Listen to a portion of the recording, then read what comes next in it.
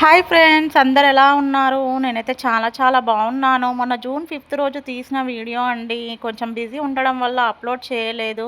So June 5th రోజు మా మొదటి పెళ్లి రోజు అని చెప్పేసి మేమైతే ముంబై దాదర్లో ఉన్న సిద్ధి వినాయక టెంపుల్ని దర్శించుకొని అక్కడ నుంచి మహాలక్ష్మి టెంపుల్కి అయితే వెళ్ళాము. సిద్ధి వినాయక టెంపుల్ నుంచి ఒక 4 కిలోమీటర్స్ దూరంలో మహాలక్ష్మి టెంపుల్ అయితే ఉందండి.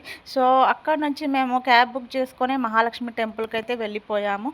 సో మహాలక్ష్మి టెంపుల్‌లో కూడా చాలా అంటే చాలా పబ్లిక్ ఉన్నారు. చూసారు కదా! ఇక్కడ కూడా మాకు 2 హవర్స్ అయితే టైం పట్టింది దర్శించుకోవడానికి.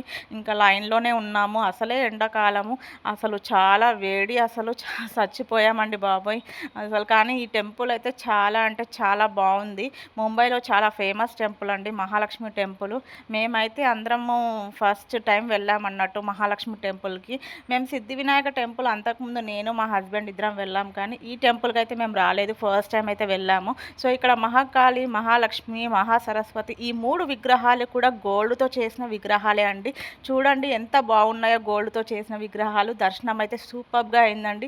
చాలా బాగా అయింది. అలా ఒక 2 ఫోటోస్ తీసుకున్నాము. ఇంకా అంత 2 ఫోటోస్ దిగే అంత ఓపిక కూడా లేకుండే.